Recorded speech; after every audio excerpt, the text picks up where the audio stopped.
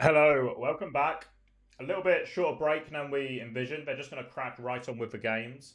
We have once again weaseled our way into the lobby, thanks to many friends of the podcast, such as McGravy, Riker, all the biggest names.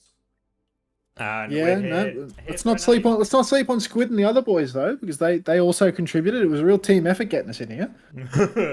Yeah, you went and got approval from everyone. Yeah, well, because if we didn't get approval from everyone, they wouldn't let us in at all. It was brutal. Um, but yeah, no, we're in here now, and we get to watch a bit of North American action, which significantly worse in Europe, of course. But We're going to see here we are. Yeah, gonna see Timeless up against Wisp. I think there's probably a lot of people rooting for Timeless just in order to get a rematch of the Timeless Primus Tornado in the grand final. But Wisp have been sort of working their way back. They got the revenge on Left Right Good Night in the lower, turned that one around, and in general, I think from the start of the tournament to this point of the tournament, I've actually seen them improve quite a lot on the Ram comp. Their macro feels a lot better, and it really feels like they're a team trending up. But obviously, Timeless a pretty big beast to slay. I would say that I think the last time this match happened, did you say it went to map 5? Am I hearing that correctly? No, there was they had a Left Right Good Night Ah, rematch. I see. It I was see. Left That Right was Good the Night who the, took the Timeless to IC map team. 5. Yeah, that's right. Either way, I think that I would be backing Timeless to win this one, but we'll have to wait and see. Hawk, you see already he's just taken all of the space already. I would say that he's got pretty significant advantage here, but he is in a dangerous wall choke and he has been walled. His team's able to bust straight through that, so he should have an advantage here. He's gotten a lot more swing, but you can see Riker, he got a much later form timing, so that might be something good for him, but no, he's not able to push past this corner too much. He's been chunked really, really heavily, and now you can see Lyre getting really aggressive. White Chio just going all out, but Hawk, the second form timing is huge, and look at him already. Hawk 75% to the Ramatra ultimate. He played it fast and loose at the beginning, he was taking a little bit of a risk, standing in that wall choke for the big swings, but it paid off because his team was able to so easily break through that wall, and now he's way ahead on ult charge. Really, really interesting decision by Lai to go for that aggressive play. Ends up costing his team because they're as soon as that Lucio goes on a bit of an adventure, you lose that push pull. Now they're pushing back in, but it's an early window for Squid here.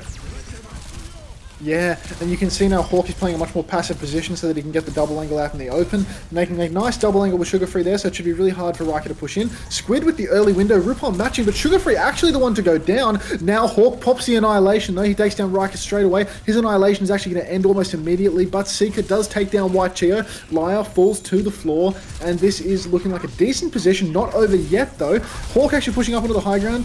Seeker has taken down Chopper in the meantime, and now it is the end of days. You can actually see Rocket being staggered. I don't think we saw a single stagger in Europe all day long, but now we saw a little bit of a stagger there. Vega getting a bit too excited, taking down the kill, maybe perhaps a bit early, but a stagger's a stagger. Yeah, get the value either way. Ended up in a pretty awkward fight in that little room just off the bridge area, but Hawk with that faster Annihilation came up trumps. Does mean it's now ult advantage for Wisp on the retake here. But still a lot of ults to go into play. It's as we always see in this matchup, it's going to be a big battle of the male. Yeah, interested to see how this actually unfolds. You can see Hawk again, he's just playing close to that edge. He doesn't want to get walled. Early wall out for Sugar Free, though. That means that Rocket's going to be able to push in with the wall advantage. Riker pushes in. Blizzard comes down, but this is an easy place for Riker to drop down, and he has. So Blizzard outplayed by Riker, but Seeker catches Chopper. Rocket's thrown down the Blizzard on point, but everyone is already dead. White Chio throws down the beat for a lone Riker, and the round is over. Absolute domination here for Wisp, and I mean, it's going to be some sort of Christmas miracle if we can see Chopper even touching the point here. The round's over.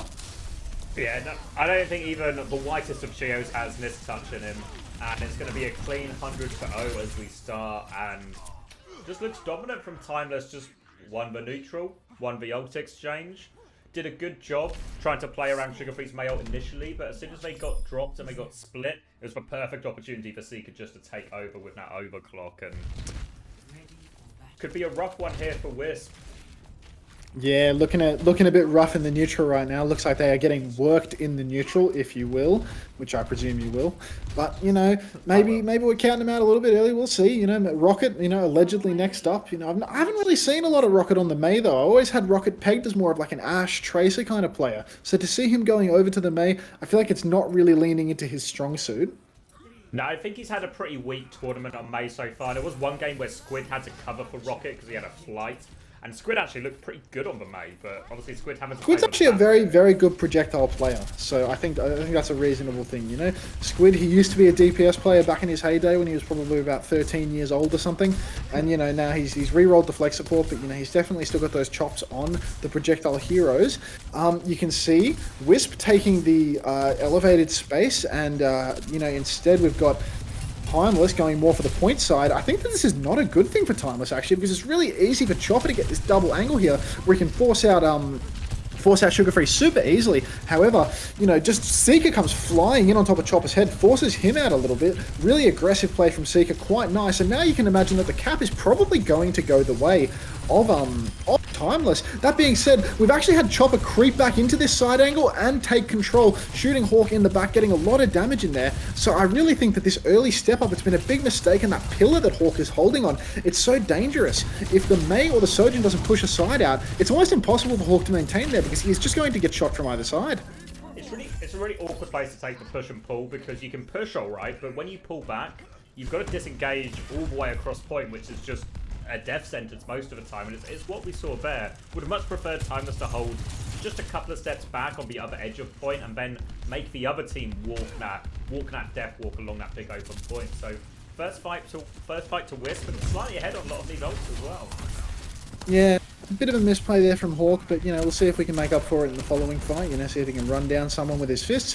RuPaul coming up really close to this window now. Squid dropping a lot of cooldowns, but he's actually conserved his window. Seeker, though, immediately through the window takes down Rocket. Vega gets Chopper as well. So even though Squid had the first window, he did not use it, and then by the time he's thrown it down, the fight is already over. Let him get on that space just a bit too free, really, for Timeless. We're able to get through that choke. Hawk was able to get a real deep position, and if you can get your Ram the other side of that window, the Ram can just cause havoc, especially if you still got form, still got all your HP. Exactly what Hawk did. And they just went up a trade off that. We were talking about how Rocket might be struggling a little bit this tournament on the Mei, and you can see it here. Even after winning the first fight, still does not have that Blizzard. Still getting lapped a little bit by Sugar Free. Sugar Free way faster on building the Blizzard up now. So you can see he's giving the enemy team a little bit of space. He's happy to let them wander in and let them walk up a little bit more. But you can see now he's kind of stuck in the middle of no man's land. He's in the middle, and he just goes down. Sugar Free, again, same thing as the first fight. Doesn't seem to know what piece of cover he's holding on. Stuck out in the open. Seeker trades back onto Chopper, but the Blizzard from Rocket is huge. It catches Hawk. Will Vega be able to counter this? No, absolutely not. Hawk will go down. Riker's popped the Annihilation as well, so that's Annihilations out for both sides. But the fight was just doomed to begin with, because Sugar Free just playing the middle of nowhere, not playing close for the Blizzard, and not playing far in cover either, just out in the middle. Really weak Mei play coming out from either side here. Yeah, it doesn't work out at all for them. Again, we've got to look at this hold from Timeless, and it seems to be causing them way more problems than anything else. And it does mean, a good thing about dying first with Mail is it means you have Mail advantage for the next fight normally, and that's exactly what Sugar Free has here. Got to walk into the overclock, but still big ult advantage with it, and it looks a good one. Oh yeah, it doesn't look too bad, but it actually looks like it's been kited out. White Cheer getting the speed amp. Riker just running straight out of that one. And Chopper throws out the overclock, actually catches Vega. So now this fight is massively disadvantaged for the side of Timeless. Timeless are going to have to regroup here, play slow, but Seeker getting picked 83%, and now they're going all in. RuPaul throws down the window, but it's not enough. Hawk probably trying to get some punches through the window right now. You can see his ult charge is flying up, but it's not enough to secure a kill, and that's going to be the round. Yeah, Seeker coming back on the Tracer, but... And it's just straight back in it from Wisp. Actually, not too far from a touch in the end, but Wisp going to hit back right here, and I don't know if it's enough to say Wisp are making a comeback in the series. It felt like Timeless just had a bad hold, and that cost him a lot of fights in that one. But fair play to Wisp, they come back in, better Mayo. Sansa, a little bit up at least, a little bit up. Yeah, I'd say we're seeing some real systematic issues here. I gotta take my food out the oven. You're gonna give me 30 seconds.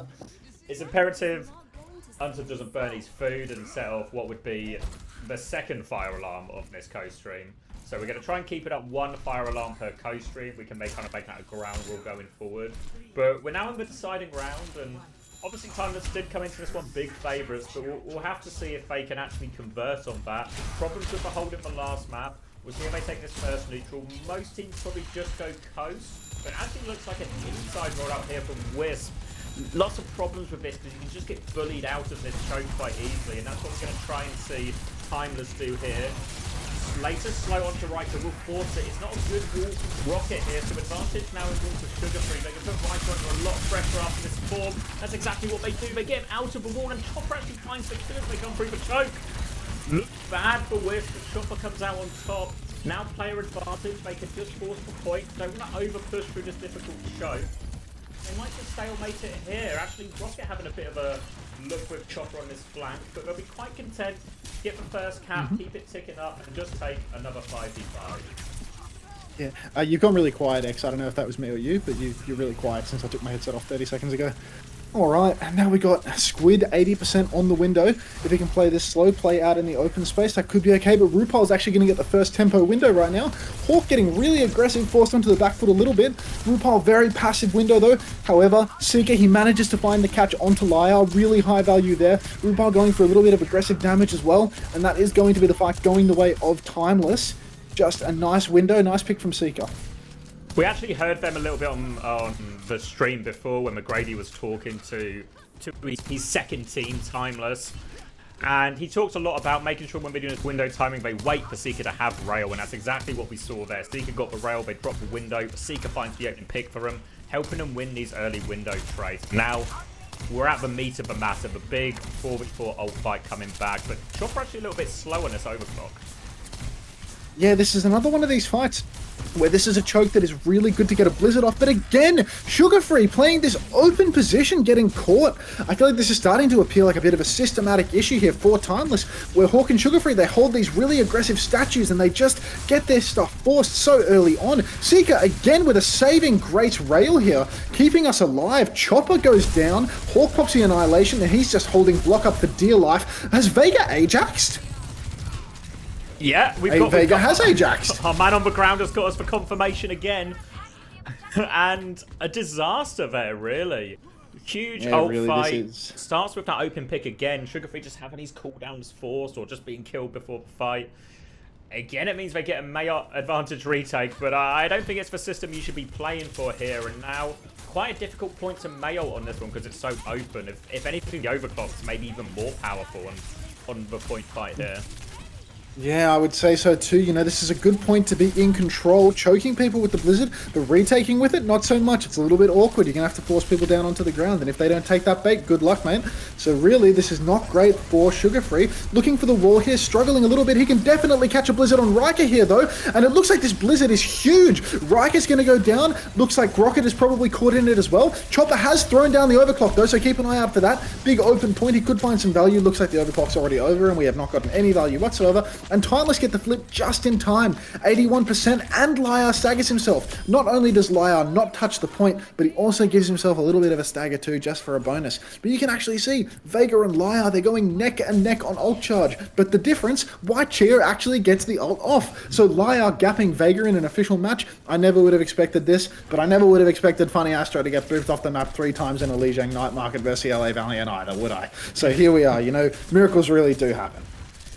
Retake from the outside here. Now Rocket with this Mayotte advantage as they walk in. Squid probably going to start with the window though. Always nice to do window into a Mayotte, force them all back, then drop a Mayotte to finish it. And they actually want to wrap all the way around coast here.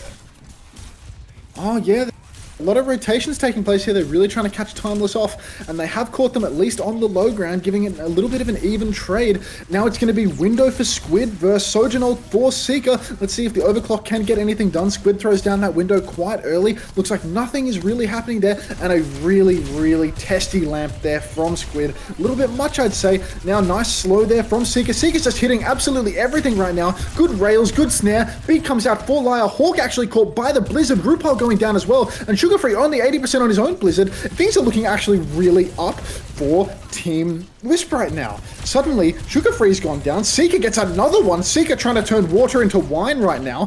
2 for him this fight, nearly 3. Now he gets the touch as well. He actually hasn't got the touch. Now he's got the touch. Sugar Free has made the swap over to Tracer. He's abandoning 90% of that ult charge. Hawk has to push in with the Annihilation, but it's looking like he can't even touch. First map goes to Wisp. Who would have predicted this one out of the gates? Not me. And yeah, and again, it maybe comes back to those big Mayult fights we talked about. Because even there, it looked like Seeker had won the fight for his team, right? Looked like he'd won it, but Rocket finds the Mayult value on point. And again, it's able to swing it back in their favor. And it's the big ult fights that are actually costing Timeless right now.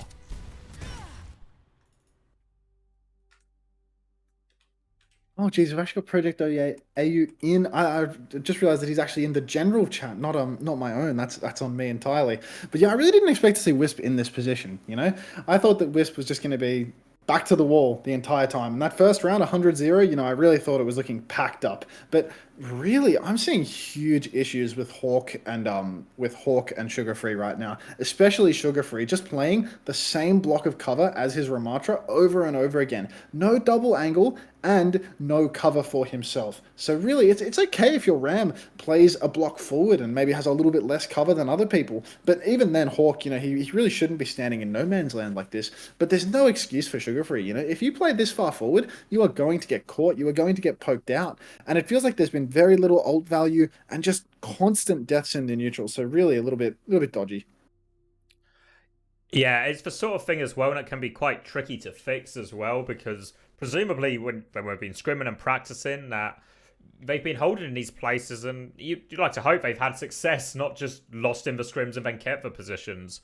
But we'll have to see how it pans out on King's Row. But if they can keep exploiting this, it should be no surprise at this point that the Sojans are going to try and farm a bit of rail, then swing wide and try and Food out the oven. try and ease themselves into this point. And Sugar Free's getting caught by a lot of it at the moment. You factor that in with a few big ult disasters. And even though Seeker seems to be doing a lot right now, it's not enough to actually keep them on top. So a lot of pressure now on Timeless as well. Always in these series, if you are the favourite team, and I think especially in this series, you'd have to put Timeless as quite heavy favourites. Heavy favourites over Wisp. It can start to get to you a little bit of pressure. You're not expected to lose. Things start going against you.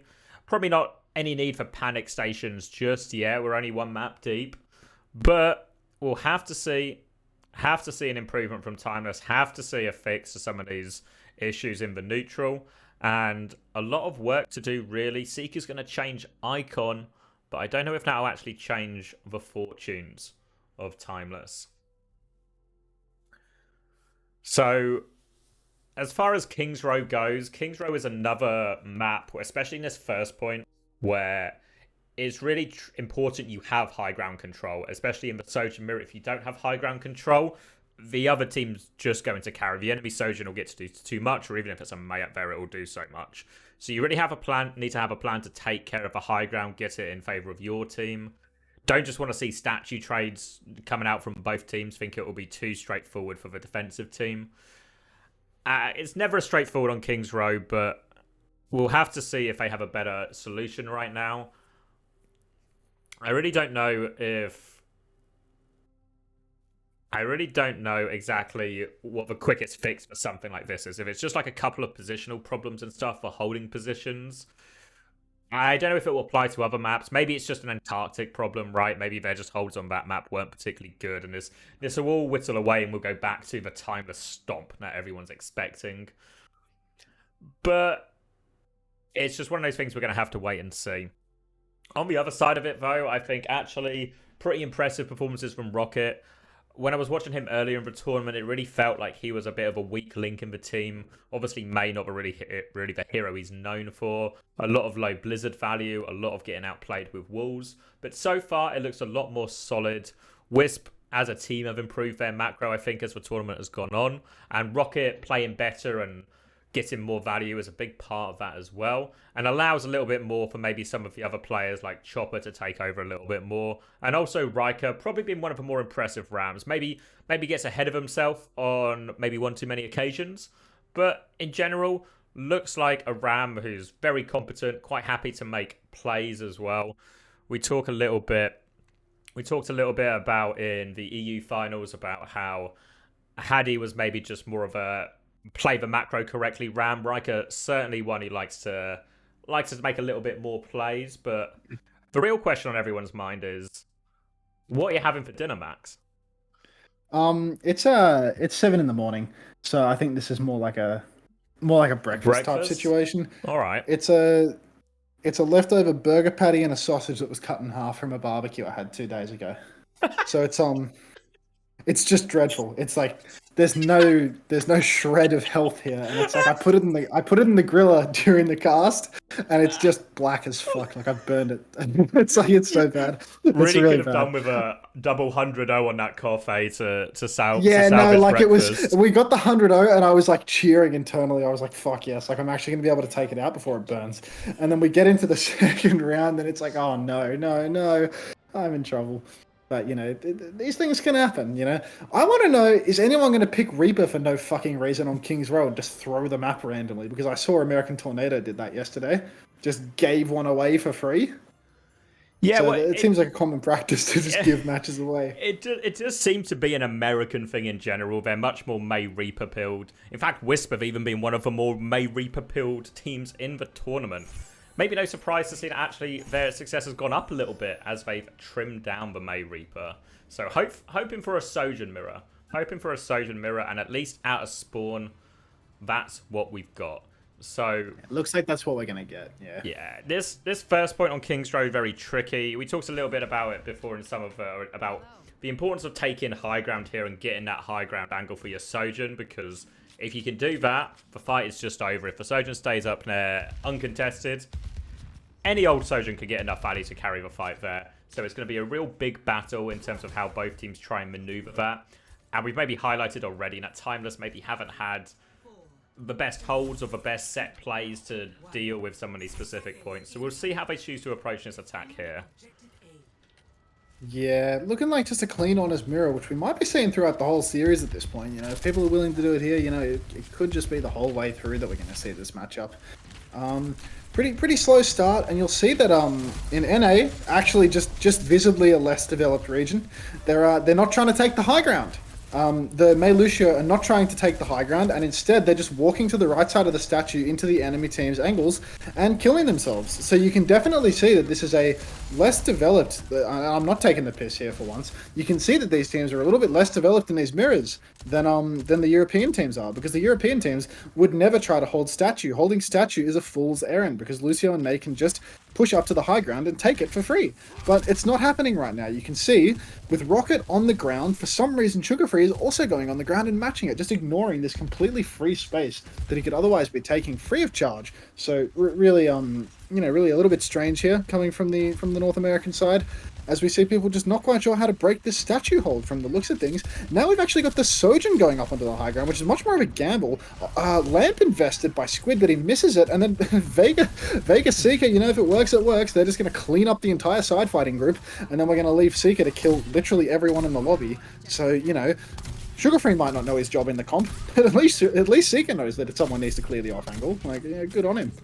Well, if it works, right? And we've seen Seeker take quite a lot of these aggressive duels across the tournament, and he's had a lot of success, and he does the exact same thing here and works out for him. And if it works, right? Now we're going to get to a huge ult fight, a terrible choke, but an early window from RuPaul to try and force it through. Windows are met. Corner lamp from RuPaul, but it is visible actually, but they still just bully Riker and take him down. Maybe just a little bit braver from Timeless. Everyone peeking the window, trusting the lamp there, able to get the ram kill.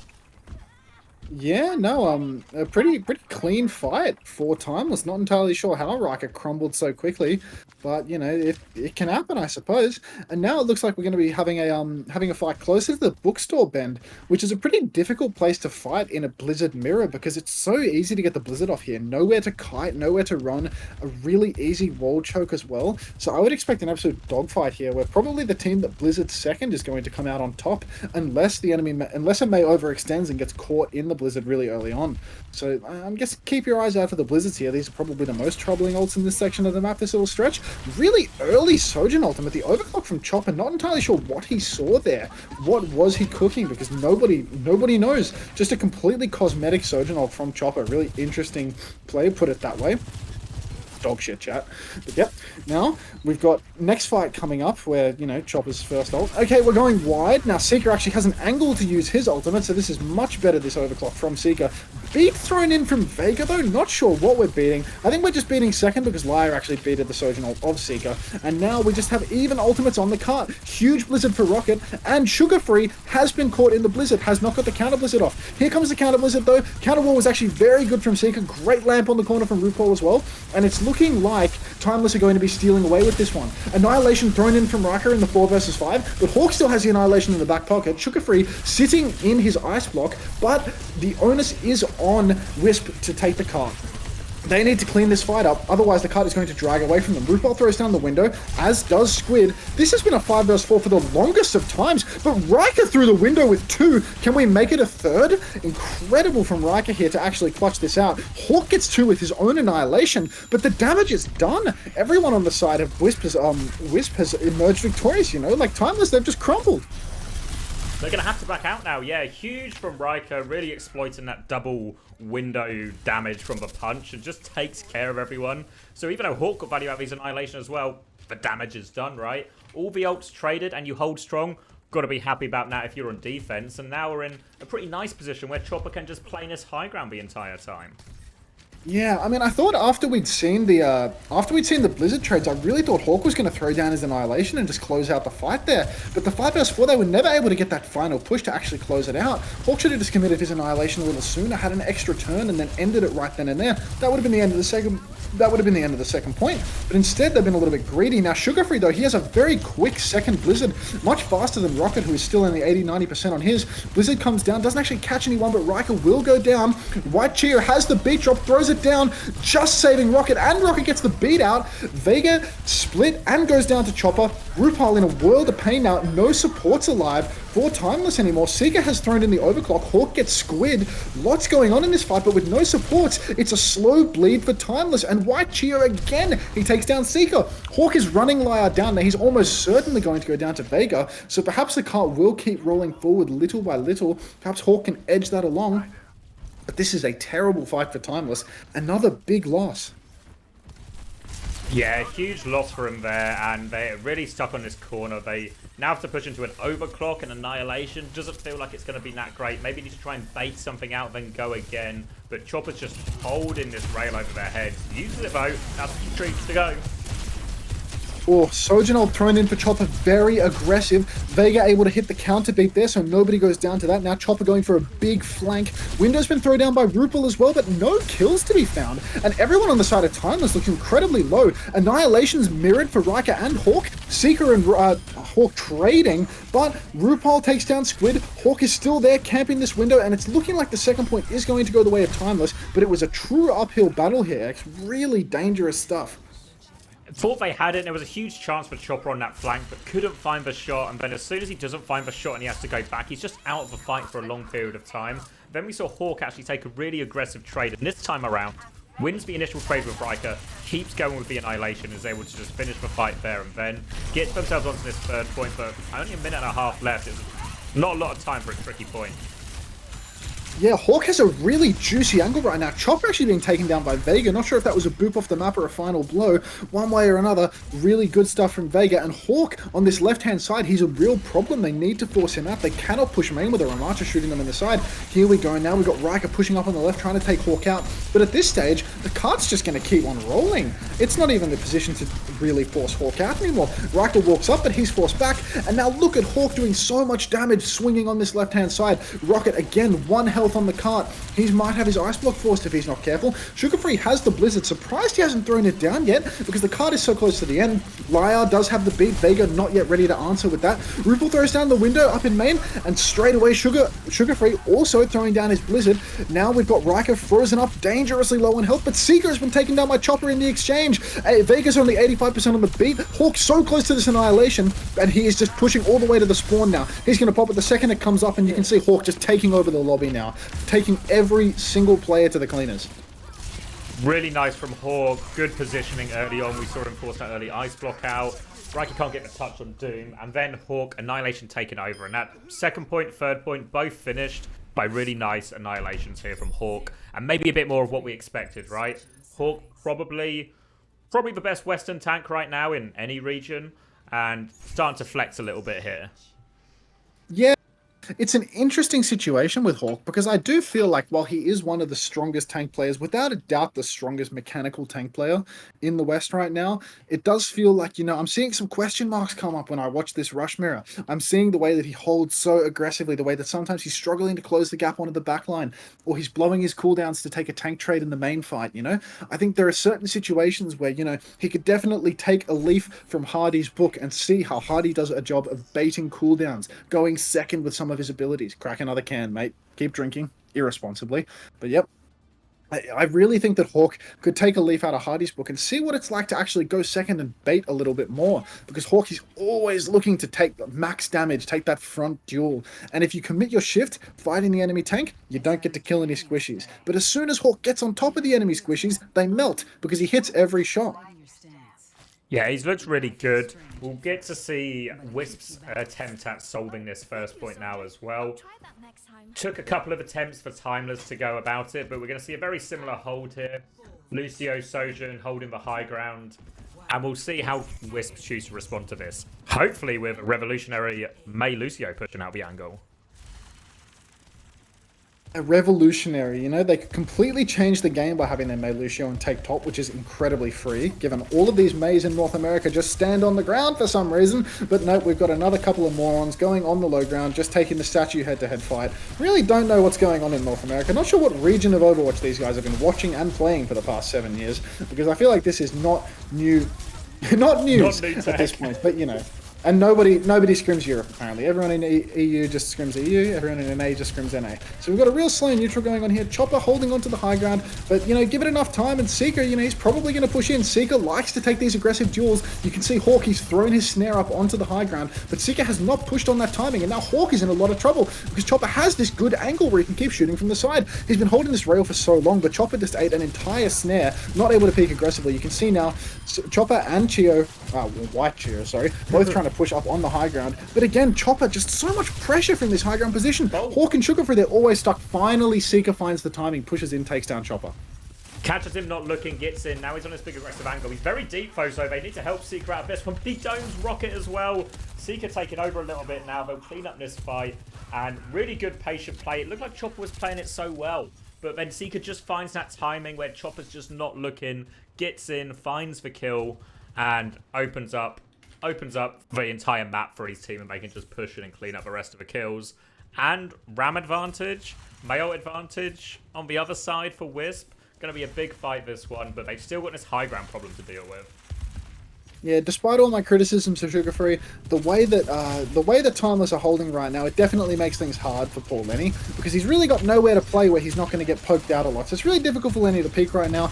Window actually up on the God high ground from Squid. Everyone on the side of Timeless is going to have to play it slow right now. You can see Seeker is flanking right now. You're probably going to hear an overclock come out in the next couple of seconds. There it is. Seeker is overclocking from the flank, but it appears he's been forced out. Sugar Free goes down. Vega has solo beaten himself, and Hawk, stuck in Rocket's Blizzard, just goes down immediately. What genuinely another dreadful fight from Timeless, where just no ultimate value across the board, really giving up a lot of the map control. Vega, terrible beat, literally a solo beat from the looks of it. Disaster. Really doesn't work out from there. It looked like they dealt with the first bit of a problem as well. They dealt with Seeker's flank. They shut him down pretty quickly, forced him to rotate back inside. And then Rocket, all of a sudden, talks a little bit about how he was struggling in this tournament, but he's turning up today. Good May ult value.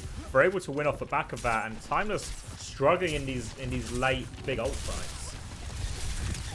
Yeah, no, really. It seems like Timeless's ult fights are very sloppy. They might have the mechanical skill, but, you know, when it comes to a big ult exchange, you can see that their macro is a little bit lacking.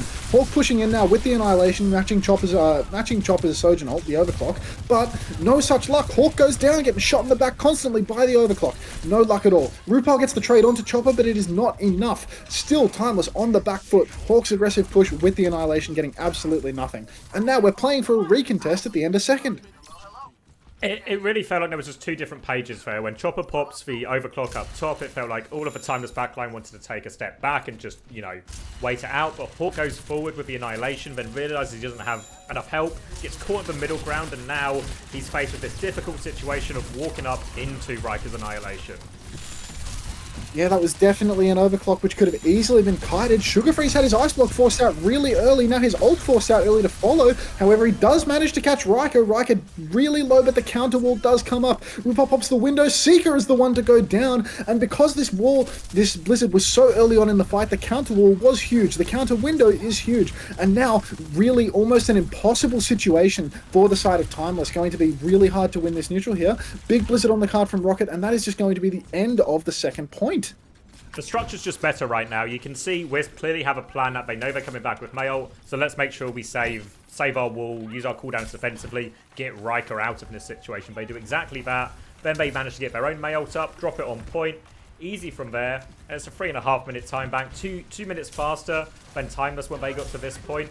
But Chopper's kind of just dead to nothing, so they'll at least get a free stabilization on this corner.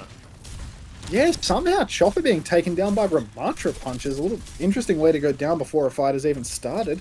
It can happen, I suppose. Now Seeker up in pole position, up on the high ground. Vega giving him the pocket, and he does have the overclock in hand. So I would expect to see the overclock come out quite soon, next time the enemy steps up. Seeker is dropping down to the low ground, but I'm sure in no time at all he'll be back up top. He's actually sliding in the bottom left, going for the overclock here. Really close to Riker, though. Big comes out from Lyra as well, and he's just being run down by Riker. Riker does not quite get the completion on that kill. Seeker trying to jump up into the high ground, but missing the jump. And Chopper up on the high ground now. He has the overclock. Vega has the beat. I can only imagine that Vega is going to drop the beat when this overclock comes out, but it's not in time to save Seeker. Everyone is pushing up in main now. Sugarfree could definitely blizzard this window right now. RuPaul actually counters with his own window up on the high ground, takes down Chopper, and you can see that Sugarfree has blizzarded the window. No kills from it, but he has frozen up Riker, and maybe that's all we need. All we need to do is buy a little bit of time. Hawk pops the Annihilation, pushing in now, pushing onto Riker. Riker pops his form, but it is not enough, and it is looking like Timeless are going to scrape by on this one. A very expensive fight. That's a 5 ultimate fight for Timeless right here. Sugarfree might die as well. They're not out of the woods yet. Late trades, they managed to get the shield for him. So they do stabilize, but now Annihilation at the end especially just means they've now got nothing. Mail and Annihilation coming back for WISP. This is the moment. This is the moment for them to take this corner, put it on last point here. If they can win this next fight with just one ult, they're in a beautiful situation. Yeah, really Timeless, you know. They do have the respawn advantage, but that's about it. They've really fumbled their ult economy in this last fight. Let's see if they can do anything on this close corner. Looks like they're playing quite passively. Hawk getting walled, probably going to get his shift forced out. Really nice shield from Hawk, meaning that he can go well second with that cooldown. Really nice management of the cooldowns there from Hawk. But Sugarfree going down again, early on, out in the open, doing what? God knows, just wasting time. And now, RuPaul getting a game-winning, game-saving trade onto Squid. This means that they're not going to be able to play aggressively on the side of WISP, and the recontest is going to be quite good. So really a huge, huge trade there for RuPaul to potentially save the day. But keep your eyes on Rocket, because he has the Blizzard, and we're at the end of third point. That means that Timeless, they have to touch. They must touch. So if the Blizzard goes down on cart, someone is going to have to throw themselves onto that cart, into the Blizzard, just to keep things going. It could be Sugarfree with the block. It could be Hawk. Yeah, ideally you'd want your May to touch with block just so you can survive the blizzard. We're going to see it drop now, and Hawk's going to be in all sorts of trouble. Defensive window comes out. The wall is okay. The lamp's okay. Can they convert any of these kills? They beat to keep going. They get through the mail. They might just finish it here. Now Rocket's all over RuPaul. He's in big trouble. The defense is good though. Seeker comes up with 2, and he's just saved it for his team. Yeah. That Blizzard from Rocket, it may have netted a kill on Hawk eventually, but it was another one of those ults where it's just so early. Everyone has all of their skills. Lenny still had the counter wall. I think Rupar might have had a counter window in play as well. Really, if Rocket had just played that neutral out a little bit more, waited for someone to use their skills, then perhaps he would have seen more value with that ult. But unfortunately, everyone had skills, so really he just wasn't patient enough. This is one of those rare fights where I would actually like to see a beat push. We've got beat versus Sojourners, the only two ults on the field. If we see a beat push right now, Hawk can just wipe over everyone with the Annihilation, and here it is, Beat comes out. Who is being pushed right now? What is this beat, Vega? You are wall riding backwards after popping it. Fortunately, you've got Hawk here to carry you, popping the Annihilation, pushing into the backline, and it's looking like by the skin of their pearly whites, we are going to see Timeless take map 2. Really can't overrate how much that late trade onto Squid from RuPaul saved this for him, because it's literally the worst possible hero to lose at that moment. And it means they get the full fight. All of a sudden, the next fight, I really would have liked him to see in that next fight when we had Mayolt and Annihilation, just to start with the Annihilation. Put the Ram under all sorts of pressure. Maybe even force the window out. Then Mayolt to keep going, or Mayolt to force the point. Always tricky to start with Mayolt. When we saw Timeless struggle on the second cap, right? Where they start with Mayolt, but the other team has all their cooldowns and ults to survive it. So, first tempo Mayolts, I'm not sure about it. I'm not sure about it. We've seen a lot of them not work out. Yeah, it feels like everyone is just rushing to get their ultimates off in this game, to be honest, especially these Mayors, though. You know, Sugar Free, he's either holding it forever while he dies in the neutral, or he's just throwing it out really early as well. So I think definitely here we got two relatively weak Mays. I see a 5-minute production delay from Blizzard right now, which sounds like a great time to eat some reheated and then since gone cold leftover barbecue made from 2 days ago. So don't mind me. There was a request for a photo of your dinner. Oh, we'll see if he's got the technology or the willingness to share his breakfast. I think overall, so far, there's been a lot of mistakes from both teams. I think one thing, Unter touched on it a little bit, about the teams rushing their ults, rushing to the finish line. It's something that has felt kind of true in America this entire tournament. We compare it especially to, say, the style of Ex-Oblivion, who are really slow, happy to take a very wide, neutral, bleed out the enemy team as much as possible, and then look to commit their ults, and then use one ult to force an ult, keep going with another. It feels like in North America, a lot of the time, these teams are quite more direct, more aggressive. They'll just try and start a fight with these ults, try and use it straight away to get the immediate value, and then not actually be able to find that value because the other teams get the cooldowns. I have got what can only be described as, I guess, a breakfast. Let me do the tech stuff as we transition to Unter's breakfast. So we'll get some ratings going here, but it's fair to say this sausage and burger, it looks cooked. It looks it's been at least grilled twice, potentially grilled several more times, really. So we'll see if that ends up being the most cooked thing we see today. There's still plenty of time for some of the Primus Tornado players or some of the Timeless players to get more cooked than this. But so far, this is the most cooked thing we've seen today. And I'm actually really glad we have the uncoachable branding surrounding this. It seems to be a very direct metaphor for our audio issues, potentially. That's how cooked our audio has been. But we found stability now. We found stability just in time for the North American uppers and grand finals. And it will be, what have they picked? They have not picked a map yet. They're really exploiting this 5-minute break to drag out this map pick, even though it's the Flashpoint map pick, which means there's literally no difference. Just pick one of them. Very slim differences between both. Both teams are probably just going to play the mirror. There is a chance WISP have this Reaper Moira in their locker, but I think after how these first two maps have gone, they should feel pretty confident to take the Sojourn BAP mirror. And one thing we saw it in Europe with Misadventures of Ex-Oblivion, that the Reaper Moira it doesn't seem to be the optimal way in the mirror. Maybe there's a few niche cough points that can be successful, but honestly, BAP Sojourn's just so much better in these comps. I mean, I can't remember the last time BAP wasn't optimal in some kind of brawl mirror. So not playing him obviously seems like a big mistake. We give a 1:15 countdown. I got a raid notification. Haddy with raid. Thank you, Haddy. Congratulations. Champion of Europe. Not for the first time and not for the last time. Show the breakfast again. Hold on. Let me get it up again. Haddy, if you check out Unter's breakfast. See how you feel about this situation. This will be the first thing. This will be the first experience for a lot of people of the Uncoachable stream. But this is the Unter breakfast. Thank you, Haddy. Obviously, we're on a 3-minute delay, so will Haddy stay around for 3 minutes? Oh, it's a risk. It's a risk. But some people will see this breakfast, and is it is that a plastic plate as well, or a paper? Or is that a real? Or maybe it's a real plate. I'll give you the credit. That's a real plate.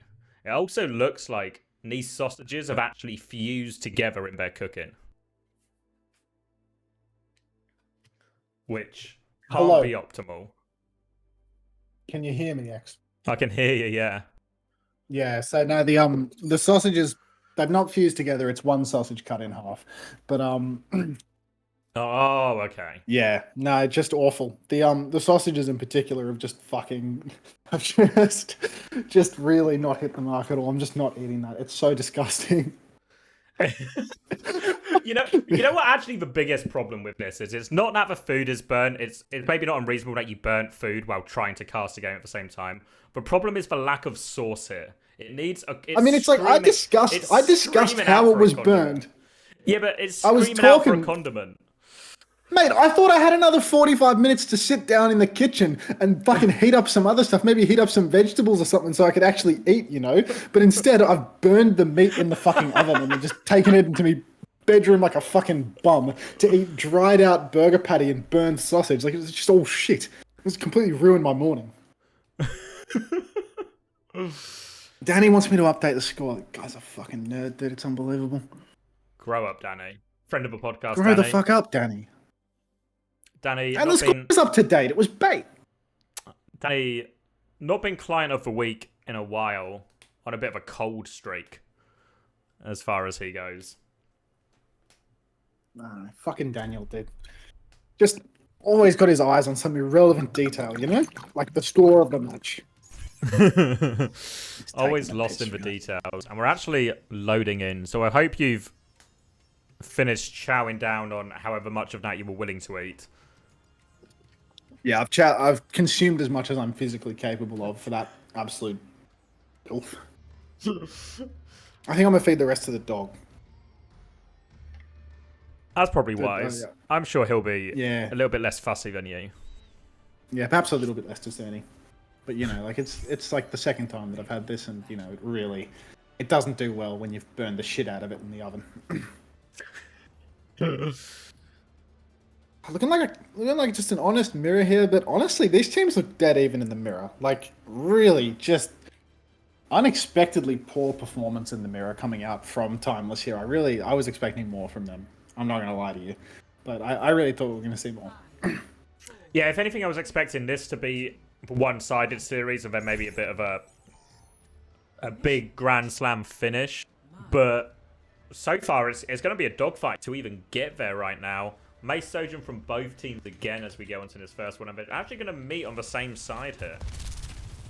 Yeah, it looks like early on, though, WISP are just going to get the choke. They're going to come up and hold early, so immediately Timeless has to play a bit of retake here. So they're not going to be able to step up to the point for free. Riker a little bit lost, though, out in the open, getting so much health forced away. And just immediately on the back foot, Lamp forced out super early. Not entirely sure what Rupal is lamping right now because he's traded his own lamp while Hawk was full health. And it looks like the first cap is just going to go over completely free of charge. Now, Hawk pushing in super aggressively, trying to fight Riker. The wall has caught Riker, but Sugar Free again going down. Sugar Free really letting the boys down this time around on the Mei. But I must say that this first fight positioning from WISP was actually quite interesting. Choking them out early on, not meeting them on the far stretch, but just coming close. Rocket and Laya holding this off angle as well, just on the choke as well, and that's where the pick comes from ultimately. Makes it really difficult to push in, but Squid's managed to trade in this situation? How on earth has that happened? Entirely sure how, but both supports for Wisp have gone down. Rupal takes down Chopper as well. These people have not gotten the memo. They're still just trying to maintain. So a free retake for Timeless there. Not entirely sure how it's happened. Well, I say a free retake, but now both supports on the side of fucking Timeless have gone down. What is wrong with these players? Just stop getting traded, you morons. Grief. Now both supports from either side just taking turns, band for band, giving up the game. But, you know, now we're coming into it. Rupal's going to come back with a window. Squid and Laya both have their support ultimates. Vega lagging heavily behind on the beat drop. So this could be a huge difference maker. Really great opportunity for him here. It will be a big layered fight again. We've called out some of these ults being used a little bit too quickly here. So really want to see a little bit more step by step as they come through this choke. Really maybe even can wait for the window here. He's only 5% off, and then they can probably just force point with that, force Timeless to react. You can see now, here comes the window, and Sugar Free, down goes Sugar again with the rail. But Rocket trading, yeah, again, band for band, May for May, everyone just wants to die one by one by one. Seeker with the overclock, shooting through the window, but the flip has been given up because of the beat. Hawk now popping the Annihilation, pushing back in, but Seeker goes down to the Annihilation of Riker. And Hawk, he's on the back foot. Vegas still doesn't have this beat drop. Good grief, man. Just don't even go for it at this point. Sugar Free really letting down the side, going down early in the fight, and Vega so far behind on the beat drop. Laya is talking smack in match chat. It was the difference maker, right? Both Mays ended up balancing each other out in the worst way possible. And then just the beat's such a big advantage there. So Riker's able to kill one backline where Hawk can't do the same. Straightforward first point in the end. It's really hard to go up against White Cheer, you know, your hands start to shake when you verse Laya, because you think, God, this guy sucks, wouldn't want to be getting gapped by him, and then all of a sudden, your Vega, main support prospect of North America, crumbling under the pressure of Laya's incredible Lucio gameplay. Now we've just got an even neutral here on the point, a little bit of an ult advantage though, for the side of Timeless. Let's see if we can get some beat value going. Hawk going in really aggressively, and Hawk appears to have just fed his brains out, because this beat probably isn't even going to be enough to save him. Hawk getting so low. Blizzard from Sugar Free catches a whole 0 players, stops Hawk from dying, but does not kill a damn thing. And look at this. Timeless really are just crumbling in these ult fights. Hawk so far forward versus the Blizzard, not kiting out of it whatsoever. And then Sugar Free, again, just a rubbish Blizzard, catches nothing. So really not great. You know, Vega, he made the most of what he could with that beat drop. You know, he had to beat to save Hawk, but I've got to question what Sugar Free is doing with some of these Blizzards. It really looked, at least initially, like the situation, like they managed to bail Hawk out of his aggressive position and then survive the mail. Then Sugar Free just needs to nail his mail, but not able to find it again. And just puts him on the back foot. And now they've got no ults trying to walk into this difficult choke. Again, a big off angle by Rocket, causing them problems. Yeah, you can see Hawkeye steps up, but he's had to commit the form early. He's just cancelled that. He's going to wait for the next one. Their turn is already over. And look at the ultimate situation. Laya, he's got his second beat drop to Vega's 40%. Rupal pops the window, but Laya is going to be able to beat and help his team push over this. Chopper actually takes down Rupal, who was shooting through his window, and there's almost no hope here for Timeless. This is a clean 100-0 on the second point. Or late trade by Seeker, but it's going to be nowhere near enough. He needed at least 3 more, but seems unlikely. Right, take some people with him, but they still lose it. 2 overscore within the map, and Wisp in a great position to take the lead in the series for the second time here. Yeah, Timeless really just heavily on the back foot now. These ult fights constantly giving them away. And honestly, even their neutral game has not been good. Sugar Free has been going down so much even before the ults come out. Sugar Free is dropping like flies. Well, you know, dropping like a singular fly, I suppose. So not looking too hot. Now, early point position taken by Timeless. Will they be able to capitalize on this? If Sugar Free can get that Blizzard up in time, he will be able to Blizzard anyone that comes in to touch the point. Let's see if he can actually get value with it, though. He hasn't quite got the Blizzard yet. Should be easy for him. If he can just maintain here, hold this position, get this Blizzard up, all he needs to do is Blizzard those that push into him. But super early ice block from him. He's starting to panic. You can see it. Riker going really deep with the Annihilation. It is time to Blizzard, Lenny. You are watching the enemy team team walk past you without pressing your button. Strange situation here that I'm witnessing. Seeker pops the overclock, takes down Liar. Riker did go down for his aggressive push, but Chopper trades 2. Vega going down to an overclock. We're 98% on beat. Unbelievable. Now Lenny, he's going to throw down the Blizzard onto the ice blocking May. That is going to take down the May, and it's going to be a 2v1. But Squid actually takes down Hawk. If he has the shift, he might be able to take down Lenny too. These trades are really even, but Sugar Free, he's actually all by his lonesome right now. There's nobody there to help him. RuPaul's actually made it back. He is there to help him. Vega's probably rolling out too. Really strange beat from Vega coming out super early. Hopefully they can at least catch a kill on Liar here. Liar does go down. We've just got an absolute dogfight happening on the point right now. Even though Timeless had the point position, they have to throw so many ultimates into these fights to edge out a win. Riker went super deep right at the start of that fight with his Annihilation. Actually, really should have been quite straightforward for Timeless to deal with. I think it was a mistake from Riker.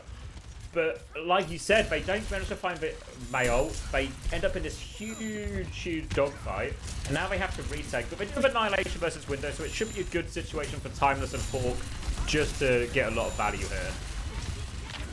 If Hawk is able to push deep with this Annihilation, but RuPaul goes down before the fight has even started. You can see Hawk is pushing into the backline, but he hasn't found the timing to pop the Annihilation yet. The pick onto Squid should be go time for Hawk, though. He's got to be thinking about popping this Annihilation right now. But that one little peek he's made, it's super costly. He's going to pop the shift here, probably layer it in with an Annihilation, chasing down Chopper. He really needs to use this ult. He's got everyone so low. He needs that AoE damage. He needs that bonus health. Finally, it comes out. He was really edging it with that one, but Vega managing to play his life. Last hit a couple of players over in the distance. Not too bad at all from Timeless. 25% for that ult. Not terrible at all, given you lost your BAP at the start of the fight.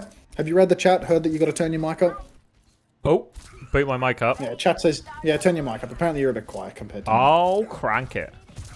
Yeah, make yourself a bit louder, man. Come on, make yourself heard. All right, now, we've got another one of these classic situations where Timeless are in control and Sugar Free has the Blizzard. Let's see if he can actually make something happen with it. Now would be a wonderful time to put the Blizzard down, Lenny. Here it is. Riker gets caught by that, as does Liar. Lots of people caught in it, but the counter Blizzard from Rocket is good, so there's going to be no kills on either side. The beat from Liar was pretty much neutralized, though, so that's a 2-for-1 ult trade, really beneficial for the side of Timeless, and it's looking like Timeless now. They're not doing too badly. 4-for-0 trade. Yeah, that's just the end of the point right there. Really nice play from Sugar Free. Just playing to his position, playing to his advantage, playing to the fact that they need to touch. All he needs to do is throw up his wall, put down the Blizzard, and he is going to win the neutral that way. Liar invested the beat in an attempt to win it. Rocket counter-ulting as well, needing to use 2 ultimates there just to stay alive. Where's your turn to win? We really needed a pick from Chopper or something to keep us in that, and it just was not coming. Now a pretty great situation if your Timer's going to this next point as well. You're going to have beat, you're going to have overclock. If they try and push through this top side with Annihilation, you can meet it with beat, really stuff them in there. Maybe even get a nice overclock angle for Seeker on this as well. Yeah, Chopper, he's playing a really wide angle, no Lucio support there, so it should be really easy to force him out. You can see Seeker as well, he's got this wide angle with the overclock, he throws it down. Riker's actually popped the Annihilation, but Seeker should be fine to just jump back up onto the high ground. Beat actually coming out from Vega. Again, these ults from Vega have really been disappointing. I cannot lie to you, X. I do not know what we are beating right now, because Riker's Annihilation was rubbish. He had no gap closed on anyone, and we were already Surgeon ulting on the side of Timeless, so I really do not understand what Vega was beating. But, you know, a win is a win, but it's terrible. It comes at a great cost to the economy. This next fight is going to be tough. Thankfully, Sugar Free is there to get a cross-max snipe onto Chopper and keep everyone in it. Now we're going to be last fight territory by the time WISP are able to get back to the point. Interesting decision for them to make as well. They have the Annihilation versus the Sojourn ult and versus the BAP window. Do you choose to play aggressive and go through it here, or do you just try and hold forward, disengage one, then repush? Couple of options here, but a lot on Hawk's decision about how aggressive he thinks he can be with this. I think he wants to go. I was going to say I would really like to see something aggressive from Hawk here, playing to the ult state, and now you can see he's just rolling over their backline, but it's not enough. He does not get the lamp, and he is just immediately melted by the window of Squid. 1-for-1 ult trade has absolutely crushed Hawk. No follow-up from his teammates, no wall from Sugar Free, no idea what everyone else was doing while Hawk was running in on the backline there. I really felt that that was a good opportunity. I thought that he hit the snare, he was hitting punches on the backline, he forced them out of their own lamp, but there was just nothing there with him. I would love to see that from the top down and see whether Hawk was feeding or whether he was being baited by his teammates, because it felt like the timing was there. It felt like there was a real chance for him to catch the back line. And it felt good for the ult state too. No support ults except for a window, no Blizzard, all the cues to push. Now we're in a situation where they actually trade window for annihilation. It's a huge one, and we've got a big chopper flank coming in as they start to force point here, Timeless. But Chopper's going to be relatively uncontested, I think. Can just start poking down Hawk. He's nervous, though, and it's actually Seeker who finds the opening pick. Chopper, he's shooting at demons. He thinks that Seeker's pushing when he isn't. Chopper now throws down the overclock, but it's looking like it's going to be a good little kite. I take it back. Sugarfree caught by a blizzard. Hawk stuck in the middle of no man's land, and suddenly we're on last fight territory for the whole map. The touch is going to be really scuffed now because Sugarfree's still dead. Vega, I'm not sure what point Vega is on. I don't think that's where the respawn is. Okay, he is taxiing, but I'm not sure who's touching right now. Is it going to have to be Seeker flying in with the ult, or is it going to be Vega going in for the touch? It's going to be looks like Vega's positioning himself to touch. Oh, the touch has been hit. Seeker has shifted into main. He has popped the overclock as well. Lenny's coming in with the blizzard soon enough, but already down 2 because this touch was so dodgy. It looks like this blizzard has caught Liar. Not entirely sure whether he got the beat off. So, only down 1 for Timeless. There is a slim chance of victory here, but Rupal has only got a sliver of HP, and it's looking like Timeless are going to be taking the defeat here. A really scuffed touch at the end there. Not entirely sure who was going for it. Vega had to fly in. Seeker too. And they've just fallen by the wayside. Timeless. It felt like really there was maybe an opportunity. If they didn't taxi as many people, they could have just walked as 4, and maybe that would have felt a little bit nicer getting everyone on point. And then, I forget who the last person was, but the last person is just there a little bit late to the fight, right? And then you've got the ults to sort of keep things going. But in the end, it just ends up being a suicide touch, which then forces a really aggressive play out of Chopper and everything. And it all just falls apart from there. And we actually have a situation where Timeless are on the ropes. Only best of 5 this one, so it's match point to Wisp. Yeah, already down to match point, and really not in the way that I was expecting whatsoever. I mean, it feels like I'm seeing these decent moments of aggression from Timeless at times, but what they're really lacking is the ability to disengage. I feel like anytime they're at a deficit with their ults, they just lose the fight. I never see them drag it out. They're always losing to the ult layers. If a blizzard comes out, Hawk will be in it, Sugarfree will be in it. Someone is getting caught every single time. We're never seeing ultimates cheated by Timeless, and that's a real big problem in these mirrors, because even if Wisp's macro isn't exceptional, Timeless is not getting the ult value that they need. I'm seeing annihilations, blizzards where there are no kills coming through. I'm seeing lots of wasted beats. Vega just beating for any old threat, even if it isn't a big deal. So really, if the kite game isn't on point, you will lose the slow bleed. Exactly, and it's what we've been seeing, and it's all, the problems, if anything, it's maybe only got worse as the series got on for Timeless as well. And with the way this meta has gone, especially in NA, there is no plan B. You know, we watched X Oblivion earlier and you think, well, they can always maybe take us to a dive map or take us somewhere else if things are feeling a little bit ropey. But I don't know if there's really an option like this for any of these teams. So we're just going to be locked into this mirror. And it's going to be a Colosseo pick out of Timeless. The Colosseo pick. This is an interesting one because they actually played Colosseo yesterday versus American Tornado, and it was an absolute dogfight, like down to the final fight. 10-minute map, and nobody even gets to McGravy's picking New Queen Street now. I thought you said Colosseo. I'm hearing mixed reports. Oh wait, sorry.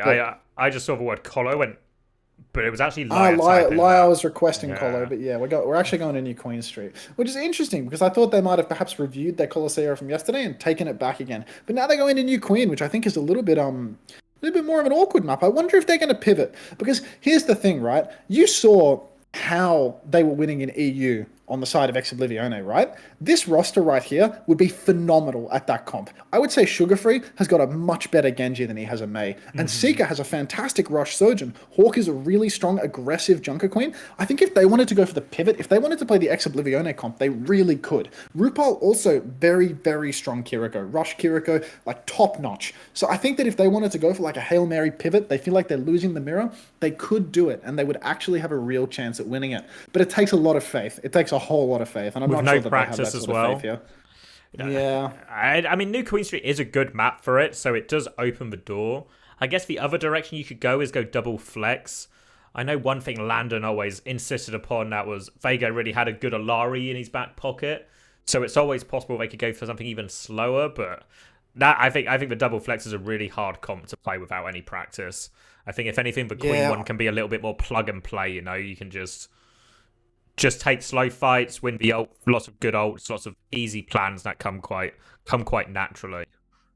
Yeah, I really don't think that Hawk is a super well suited player to these super slow comps as well, these double flex comps, because Hawk he's all about the push, you know? He's all about these aggressive turns where he goes into the backline and he wins off his mechanics, you know? He takes the duel, he hits every shot, he wins it that way. And if you're playing a slower comp with the Alari, you really do need to be patient. You need to have more of a Kaluge style where you're willing to just wait and observe for longer periods of time, push in, you know, with a much more subtle timing. So I don't think that the double flex would be very good for them. And another thing is Vega. I've heard, you know, Vega, fantastic Illari in North America. But look, if Galar is not playing Illari in EU, Vega probably is not going to be playing in Nene. Let's be honest. Because Galar, he's absolutely fantastic at that hero as well. And we didn't even see it once, you know? Yeah, So no, I it's think, true. It's true. yeah.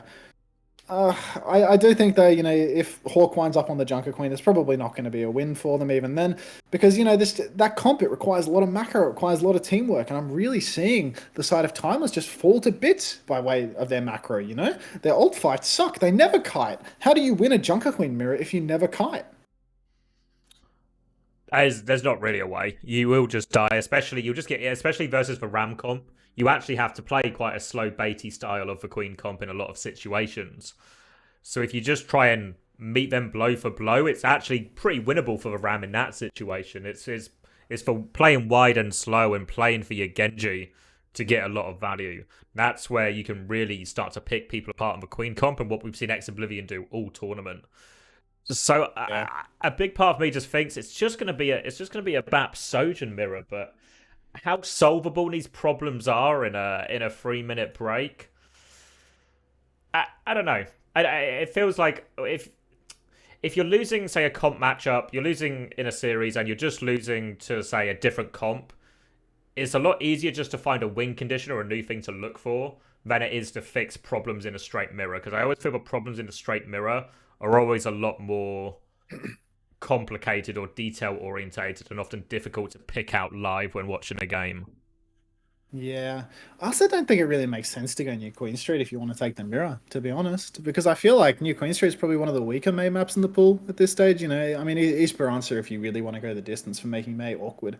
But Colosseum is the best map in the pool. Would you agree? Like Ram May? I feel Yeah, like Colosseum 100%. is just the no-brainer, When right? Timeless picked So I it feel like if you're yesterday going too, New Queen Street, you must want to shake it up, right? Or maybe they're just scared of the map. Maybe that's really where they're at. it's interesting because they picked Colosseo before, and they were talking about it as like, oh, we always win Colosseo, we should pick Colosseo. Obviously, they lost it the day before, but the loss was really like, it was UV clutching in the last fight. Now, map quite easily could have gone in their favor, and it's not like losing a really close map to Primus Tornado should make you question whether you're good at the map or not again. So, yeah, it does seem like it's a pivot choice, but what the exact pivot will be, there's no clear options, right? There's no clear good option. Just you know, I watch this team and I feel as if Timeless, you know, they've got all the talent, but it really feels like they're missing a lot of the rush fundamentals. And here it is. So they actually have gone over to the Junker Queen comp. Sugar Free actually going with a comfort pick of Tracer instead of Genji. I'm not entirely sure whether this is going to last, because I do think that in NA they do kind of lean more in towards Junker Queen on this map. Even though this is a Ram meta, I think that, you know, people just like to play Junker Queen on this map. So Reich is probably just shouting out a spawn actually, but it's interesting to see Sugar Free playing Tracer here, because I really feel like Tracer with Junker Queen, there's not a lot of synergy there, you know? Genji Queen, that makes a lot of sense, and you can contest the high ground, but I think now that Lenny is on Tracer, we're actually going to see Chopper have a really good opportunity to carry the game. I think Chopper and Squid are both going to be quite free with Sugar Free on Tracer, because Sugar Free is basically playing solo queue on Tracer. He's not going to be getting these shouts. He's really not going to be connecting. Well, he's only going to be able to connect from the side and from behind, but he's not going to be getting the shouts, and the brawl of Timeless is going to be really weak. You can see a super aggressive push here, but Hawk just catching the axe on the corner. A second axe. Looks like Hawk's axe, the entire enemy team, already has 55% of his Queen ult. Make that 60. So that might be the worst push in the history of the world from WISP, as they've just all run into Hawk's axe on repeat. And, you know, we've nearly got a Queen ult. Normally you get the Rampage last out of all the ults in this composition, but not if that happens. And one thing that's really true is, as much as maybe the Ram comp can be favoured in some of these situations, if you've never played against Queen, you can just, maybe they just don't have a good answer to it initially, and they might just get caught out. But get a little bit of a freebie there with the Seeker pick, and they can stabilise now. But Got to be conscious of this. Pulse bomb round the corner. Rampage round the corner. Seeker getting picked early, that's no good whatsoever, but he should be back in a second or two. It looks like we're about to take another neutral. Also, no May wall up now, maybe another 2 seconds and Rocket will have that in the bank. But you can see Sugar Free, he's really struggling to find any impact here. He's getting zoned off by a Lucio, he's getting zoned off a second as soon as the enemy Sojourn peaks, but he does have the Pulse Bomb now. Will he be able to find any value with this? You can see he's flanking up on the high ground, sneaking up behind Squid. Will he catch this? He's actually revealed his location early on, so no surprise Pulse Bomb here. No recall for him as well, but so many ults coming online for this side. RuPaul pops the Kitsune Rush. No recall on the side of Sugar Free though. He's in a lot of trouble, in a lot of danger. He manages to get onto the pack.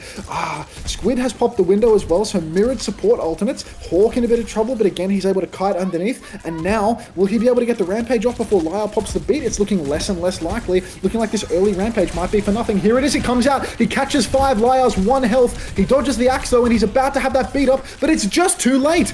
Everyone down to that Rampage. Really, really nice timing from Hawk, threading the needle before the beat came online. Hit everyone as well, and maybe again we can see a bit of Wisp's inexperience against his comp. You can't be that stacked. You have to try and play a little bit wider or ready to DP, because if a Queen ult hits that many and you don't quite have the beat yet, you're going to be in big trouble, which is exactly what happened there. And now we've got a lot of good ults to fight on point. We can beat on point, but we probably need to try and disengage this Sojourn ult or Annihilation first. Yeah, let's see if Sugar Free can find any value on the Tracer here, because I must say, it seems like his presence has been predominantly cosmetic up until this point. Cart is still rolling for Timeless, but Wisp finally stepping up for the touch. Sugar Free shouldn't be going for a pulse onto the Ramattra here, because Block now cancels that out completely. And Vega going down to a rail. Double disaster when he's already got his ultimate in the back pocket, an important part of the ult layers. Seeker actually popping the overclock, trying to clutch it out. Everyone on the back foot now, and Sugar Free goes down to Riker. So Lyre, he has popped the beat drop in response to Seeker's overclock, but Vega, you can't be going down like that. Can't be getting first picked on Lucio in these neutrals. Really, too aggressive, too much risk.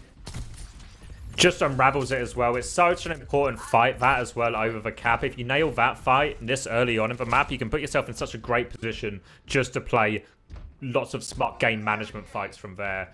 Doesn't get that. They have a lot of ults coming back, but it looks like we're going to go for a wide swing with this overclock here as the cap fight comes in. A tricky one to disengage in this part of the map. Okay, here comes the wide swing, and the beat has actually come out for Vega really early on. Sugar Free finally using his 4-minute slow-cooked pulse bomb to die to an overclock, so that's very underwhelming. 2 ultimates invested there, 4 timers, and the cart just keeps on rolling. Nearly up to the checkpoint now for Wisp. Timers all just hiding inside. Ramattra pushing inside now. Riker getting all over it. RuPaul does pop the Kitsune Rush, but he's going to go down to Riker's punches. And now the Annihilation is invested for Riker. Riker knows that if he wins this fight, he's at a massive advantage with the close spawns, and they're just going to take the checkpoint from nothing. The cart is basically free pushed all the way from the center. Really reckless, I think, from Sugar Free to go for that attempt. Like, it's a Windows Sojourn overclock. Just disengage. Why do we need to do a triple blink pulse bomb across the map?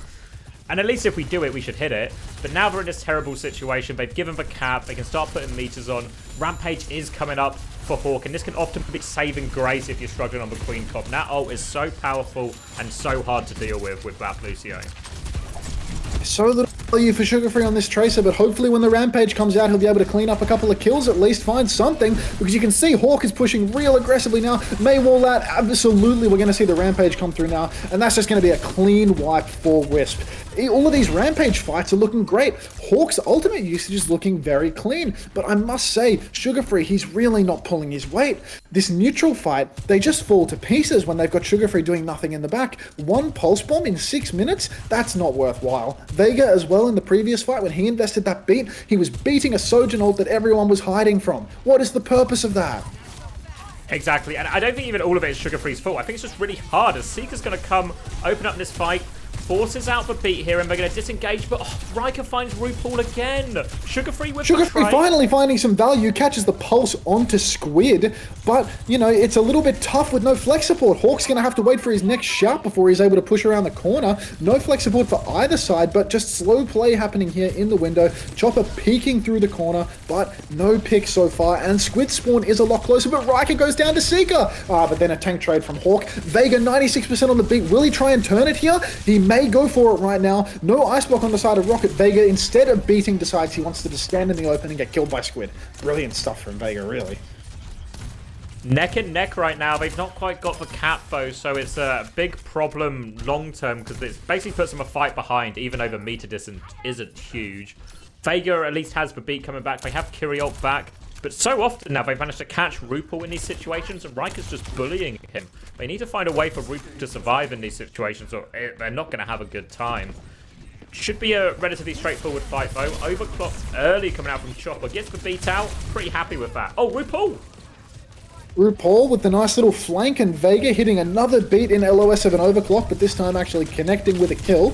So not the worst thing in the world. Keep in mind though, Lyre, every time Hawk has had this rampage, Lyre has not quite had the beat online. We'll have to see if that happens yet again, or if finally Lyre will have the beat answer. I wouldn't be surprised if Seeker decides to play wide for this fight and try to open the fight with the overclock. So whether that finds value or not, I'm not entirely sure. Squid's gone Kiri, so they have got the cleanse to counter the rampage as well. Maybe Track and they already have it, so they want this counterplay, but there's so few ults. They need to get to this annihilation here, really. 2 ultimates thrown in already for the side of Timeless. Early Kitsune Rush and a Sojourn ult, and we still haven't capped the checkpoint, so this is a pretty dodgy fight here for the side of Timeless. So much invested for so little return. It looks like they have capped the checkpoint, actually. I'm not entirely sure. But Sugar Free goes down in the neutral. He's going to go down. They're going to drop the beat now. They have to keep fighting this. Riker still has this annihilation late fight. He's going to chase down Seeker, and it might just be over before it really starts here. Yeah, can save that one for the next one. We're going to stabilize. We're going to clean everything up, and that's kind of a serve break, right? We win a rampage fight. That is a real disaster for Timeless. That could be a serious losing fight. Just RuPaul and Seeker overlaying their ultimates like that. Huge consequences, because it meant that they, like, one little bit of contest from Riker has cancelled out 2 ultimates. And then Lyre, he gets the later beat to cancel out Hawk's rampage, and it's all over. We really needed to see better ult layering. One by one. Don't use 2 at once like that. It's not a nano blade. And now checkpoint has been capped, so close points are online. Riker getting really low though. Squid throws down the Kitsune Rush, and Hawk gets pushed immediately. Annihilation and Kitsune Rush together. Sugar Free whiffs yet another pulse. Again, really not finding this neutral value on the Tracer. Not enough damage. Not enough pressure onto Chopper. And the cart just keeps on moving. Keep chugging it forward. Still have this mail in the bag as well. Vega's closest to beat, but they're still kind of just dying on cart here as well. Nice trade from Hawk, actually. Maybe the saving grace. He can keep walking this one forward. Rocket's going to try and mail here. He doesn't make it. Hawk down again. They get everything. Oh, it's looking like the writing is a little bit on the wall for Timeless right now. I would have thought that Timeless had this series in the bag when I watched that first Koth round, but you can really see their team play crumbling as the game goes on. Their ultimate economy is just a disaster. Sugar Free just going to a solo queue pick and just playing his own game. Hawk constantly caught in ultimates. Seeker throws out the overclock now, pushing really aggressively. Will he be able to find some kills from the high ground, or will everyone just kite it away? It will look like everyone is just going to kite it away. Seeker actually catching the kill onto Rocket late there, so it's not over yet. Hawk fighting Riker as well, so that is going to be Seeker's ultimate in exchange for absolutely everything else. And now let's see if we are going to see a miracle push come through from Timeless, as we have to push all the way checkpoint and beyond in overtime. You'll get a bit of a boost from it being overtime spawns and such, but the saving grace for Wisp here is that we have overclock, we have both our support ults, we've got cleanse for that rampage. Hawk will get mid-fight as well. Lots of good ways to deal with this, and obviously pulse bomb over blade, it's not a great one. We can even take an early fight here. Chopper with the gonna keep rolling forward. The Kyriot comes out. Vega still has this beat if they need it. Kyriot used. Vega's got the beat in response if they need it, but I think they've got enough kills. They can just close it out from here, and this is exactly what they need. They've held on to 3 of their ultimates here, and they'll get an overclock mid-fight. Vega must hear me being so critical of him constantly beating Sojourn ults, because finally he's had the discipline to hold onto it into a Sojourn ult. And now this is the ideal time to cap the checkpoint. They wipe the enemy team, and the fast spawns don't even matter because Squid had already respawned. So now we really just need Sugar Free to hold down the cart a little bit. Wild though that he's fighting so aggressively on the side. He's already got no recall at the beginning of the fight, and it looks like Hawk is the one stuck to the payload. So the ult layering here is going to be crucial. Vega playing a wide open angle in a little bit of trouble right right now. He needs to be super careful. Sugar Free throws out the pulse bomb, gets nothing for it. Hawk has thrown out the shout, but Seeker catches Squid. The slow bleed fight has to happen now. Vega throwing down the beat. Second beat coming out for Lyre, perhaps, or is Lyre just holding it? Lyre, actually, incredible decision from him to hold on to the beat drop. Potentially game-winning decision from him, because now, coming into the very final fight, we have a Blizzard and Lyre's beat. So there was just one too many ultimates spent there on the side of Timeless. They're going to need to hard clutch now to win this. Rupal 80% on the Kitsune Rush. You think he's going to be able to get that up in time? It's going to be close. They really need to. They can't just start with Rampage here because Lyra will just beat. They have to play a slow fight again. They have to be disciplined. They have to be ready to deal with this Mail. They have cleanse for it. Just take a slow start here. Got to be ready for the Mail. Hawk going really aggressively, ulting back into it. The cleanse actually spent from Squid. Oh, wow, this is an insane cleanse from RuPaul as well. RuPaul 97% on the Kitsune Rush. He's absolutely going to throw that down when it comes out. There it is. And somehow, through all of it, Timeless is actually able to come out on top of this exchange. Rocket stalling the card. Could be that there's actually another fight on the board. But if they can push up, if they can catch Chopper here in the spawn doors, this could be all she wrote. No, there is definitely going to be another fight. No ultimates on side. Not entirely sure what White Cheer is doing with 15 meters left to go, and it looks like the lights are just getting a little bit too bright for the side of Wisp as they're trickling on out to the cart with so many meters left to push. Insane throw from Wisp. They really did have another full fight with Kitsune Rush, and instead they've just cocked it up. Run all out. Hawk gets Chopper. Things are not looking good at all. White Cheer is coming back on Anna, but the damage is done. Insane clutch from Timeless. Really nice layering. Really good discipline. Fantastic Rampage at the end there from Hawk. Love to see it.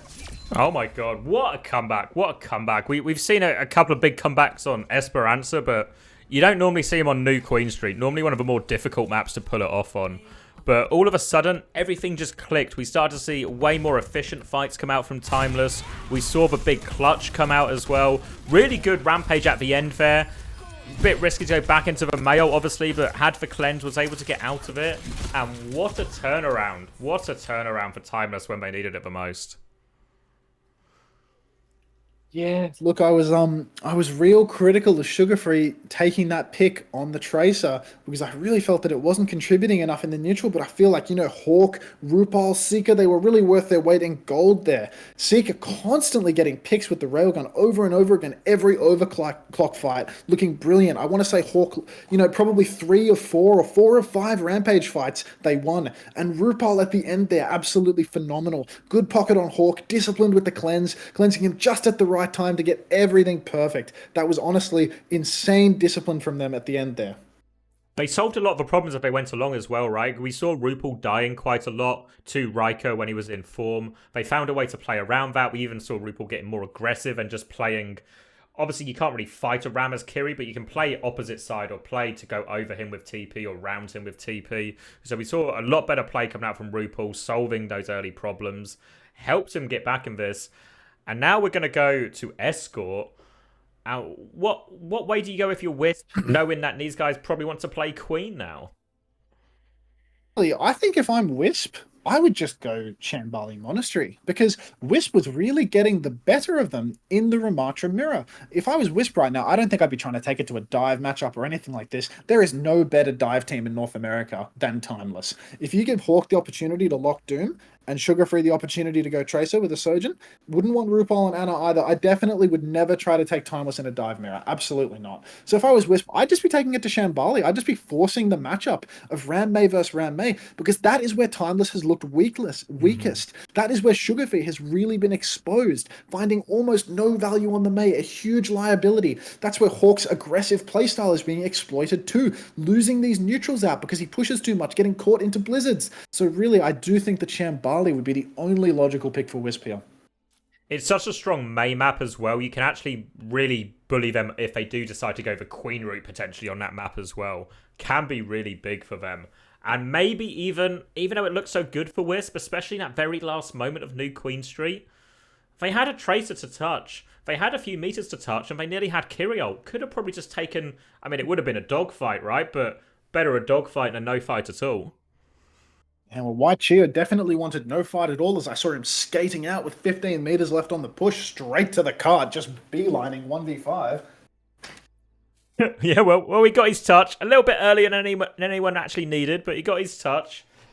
And all of a sudden, Timeless a bit of momentum around him. We'll wait and see where we go. Again, it seems teams are being quite slow with a map pick. Obviously, there's probably a lot to discuss, especially if you're Wisp, about what the best route through it is. But I'll be right back in this little break. Actually, I'm going to take use of the time. Oh, go on, mate. Treat yourself.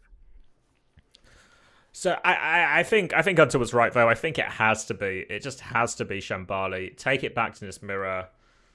Go back to playing the matchup now you were winning. If they do play Queen, you've got a bit of a better way at dealing with it. If I'm Timeless, do I keep running the Queen even on Shambali? I don't know. We did win New Queen Street with it, but it's a nicer map for it, and it was a hell of a comeback, right? Hell of a comeback to do that. But it does put people on heroes they can carry on a little bit more. Obviously, Hawk was doing a lot. The style really suits Seeker, I think. Would like to see Sugar Free go Genji. We talked a lot about him not getting Tracer value, and I don't think any of this is really an indictment of Sugar Free's Tracer. I think it's more just the nature of playing that hero in this comp matchup. What's so nice about Genji and Junker Queen is you can really mash onto the same target, slash into dash. If your Junker Queen can catch something, your Genji can really punish that. Likewise, it gives you a pretty good neutral as well, because your Genji Lucio can play quite wide. And it's a hero we've seen Sugar Free play before. I think he's more than competent on it, so I don't know if it's a comfort thing or if it's a tactical thing. As we do get confirmation that it will indeed be Shambali coming out for Wisp for this final map here. And this is really the point in the series where it really gets nervy. Obviously, Timers will get a little bit of a momentum boost from the way they won that last map. Feel like they're playing well and everything. But is a big tense one now, a big tense one. Likewise, even the underdog team, it's quite easy to come in as an underdog team and have a lot of confidence that we can just give it our best go, see how far we can get. Who knows? Let's just take it as it comes. But once you get to this stage when you're the underdog team and it's 2-2 and it's map 5, well, actually, it's winnable, guys. It's really winnable, and we've proven it's winnable by how well we've played. So now, all of a sudden, any sort of buff you were getting from lower pressure or lower expectations from being the underdog team kind of disappears at this point, and you just have to try and win the game of Overwatch. So the question for Wisp is, can they stand up to that pressure? How do they handle the brightness of the lights? Can they handle the brightness of the lights? Maybe saw a pretty rushed decision at the end of New Queen Street. Hopefully that's not indicative of what we're going to get for the rest of the Shambali. But we'll have to wait and see. They also really have to consider that a lot of their conversation right now probably has to be how they want to play against this Queen comp and how they want to solve some of these problems. We saw Squid go onto the Kiri towards the end of it. We'll have to see if they stick to that, stick or twist. Obviously, the Kiri just solved the problem of the Rampage, which is what we saw SR Peak Check do by having BAP Kiri and a double flex comp into X-Oblivion's comp. So the Kiri could potentially solve it, but it maybe causes you a little bit of other problems. But it's I don't hate the swap. I really don't hate the swap at all. I think it's really, really reasonable if they do get it. But we'll have to wait and see a little bit, because Timeless are on attack here. So we'll have to wait until we get the full info on what they're locking in here, Max. Nobody stalls for a lazy co-caster quite like UX. I can't lie, mate. It's really fantastic. I'm going to treat myself to another cold one as my reward. Crack it open. Yep, that sounded brilliant, actually. That sounded really good. Are you being sarcastic?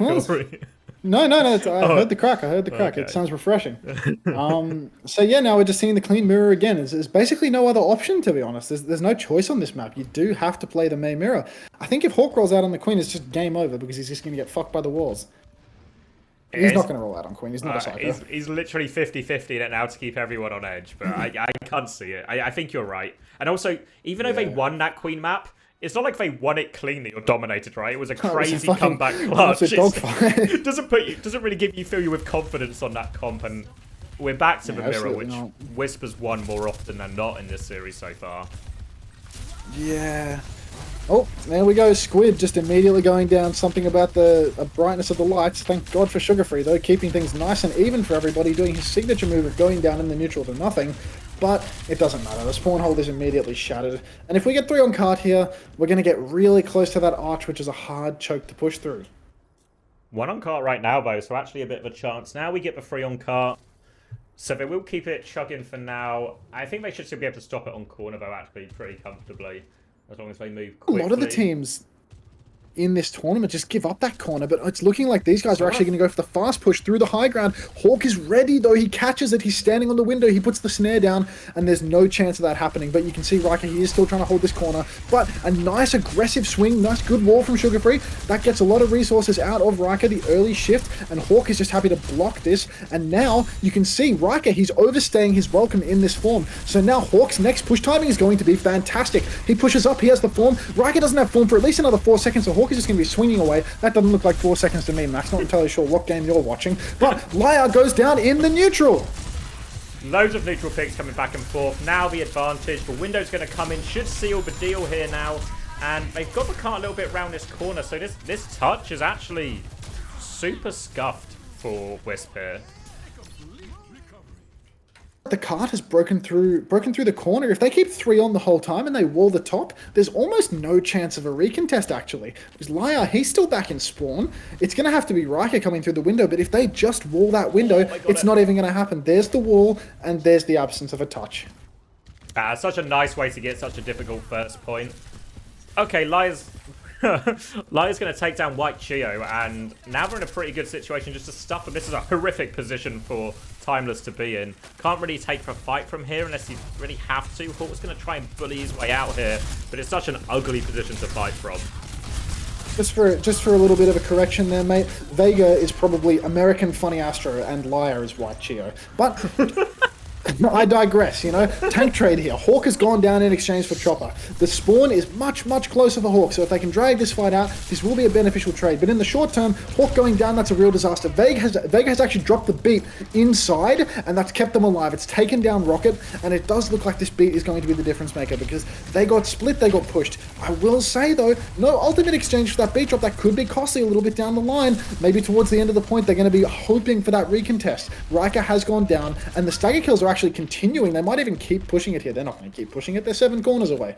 But no matter what, that was a pretty decent break of the spawn hold from the side of Timeless. Now Hawk, he's got that Annihilation, but honestly, it's going to be difficult to see value with the Annihilation here because Rocket has the Blizzard, because Lyre has the beat. We're really going to have to get our eyes on Secret to see if he can get a good ult off in this big open stretch. I think I actually see him flanking off on the right. There he is.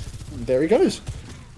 Forced back down to main, tighter angle now, and Wisp have kind of re-established themselves in the corner, but Seeker's back on the flank, pops the overclock, takes a couple of shots, forced away again now, beat in response, and now Chopper's trying to chase for kills. Nice disengage from Timeless and a chance to go back in here with the Annihilation.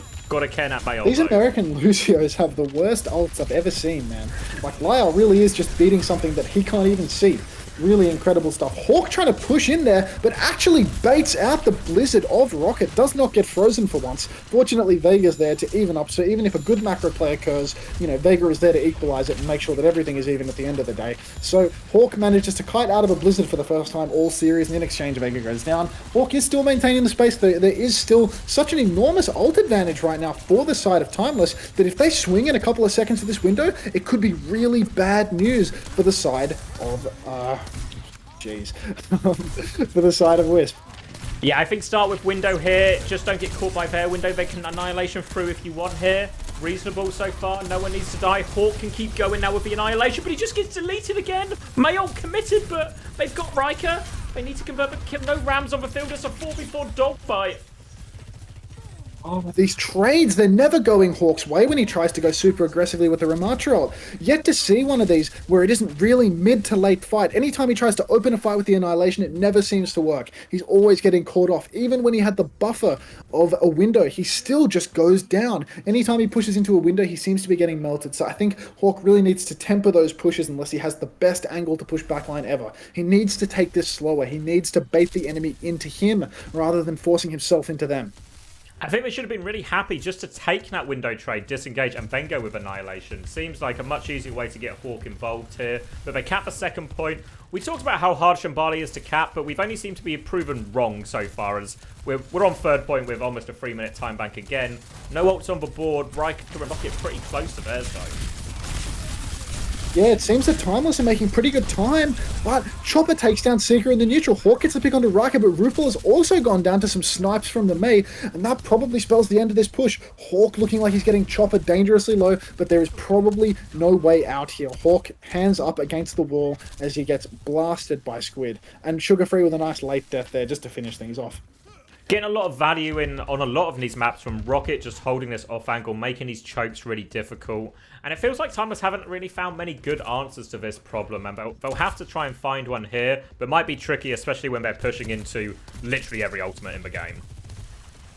Yeah, no, the ultimate bank is overwhelming for Wisp at this point, so this might be a situation where we're going to need to see some magic happen. Seeker, he pops the Sojourn ult in main. The overclock is not doing a whole lot, but beats traded on either side. Blizzard coming out for Sugar Free now much later than Rocket's. Rocket's Blizzard looked like absolute garbage. That is deceptively difficult space to get the Blizzard off because there's actually so many places you can line aside it. Window actually being invested by Squid in a 5 versus 4, soon to be 5v3. Really terrible window there from Squid, potentially costly. Chopper and Riker have still held on to their ultimates, but now the ult fight is just dead even. We're going to see RuPaul throw down a window. People are going to have to touch on the side of Wisp, and I guarantee you, Hawk, he's 85% on that Annihilation. He's going to play forward. He is going to push.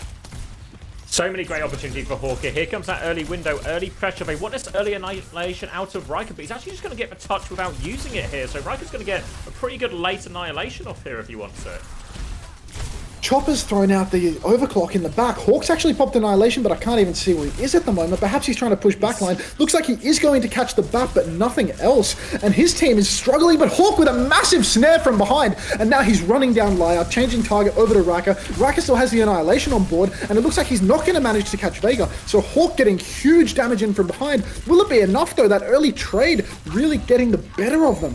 Hawk just trying to maintain on the cart, but Seeker going down so early, Sugar Free going down so early, really costly. So now it's just a dead neutral here in the middle. No ultimates on either side. If the fight goes long, perhaps Seeker will get something, but I think it's more likely that we get a pick before we get an ultimate. Seeker walking up on the left-hand side here. Hawk just dueling Riker, but Riker's so low in main. Only one sliver of HP left on him, and now the Lucios, they're starting to come up on ult. So much damage coming out in main. Double support ult coming up for the side of Timeless. Wisp only has the beat drop, so this layering could be dangerous. RuPaul 90% on the beat. Hawk has used his form yet again. Hawk really far ahead on Annihilation, significantly ahead of Riker. And RuPaul, he has the window. He throws it down in main. Massive pressure. Will Riker try and push over this window? Seeker pops the overclock, takes down Squid immediately. Vega, he has the second beat. He can throw it down after Lyre. Lyre, no value on his beat as a result. You can see Riker, he's in the backline, but he's torn between two places. Can he push backline or does he have to fight Cart? It's looking like he's going to have to fight Cart because Wisp is absolutely losing this one. Timeless are pushing it all the way through to the end of the map. All of the ultimates just up slightly ahead there for Timeless. For Window to start it, then we get all the other ults. Seeker hits a nice shot to really kick it off. And they just got all the ults just 5-10% faster, and it made all the difference in that final fight. And all of a sudden, Timeless looking a lot better. We're seeing a few ults disengaged, a few more of these macro fights feel a bit more reasonable from them. Maybe there was still that one where Hawk ends up in spawn with Annihilation, but you can't fix everything in one go. But gotta be happy with this if you're Timeless.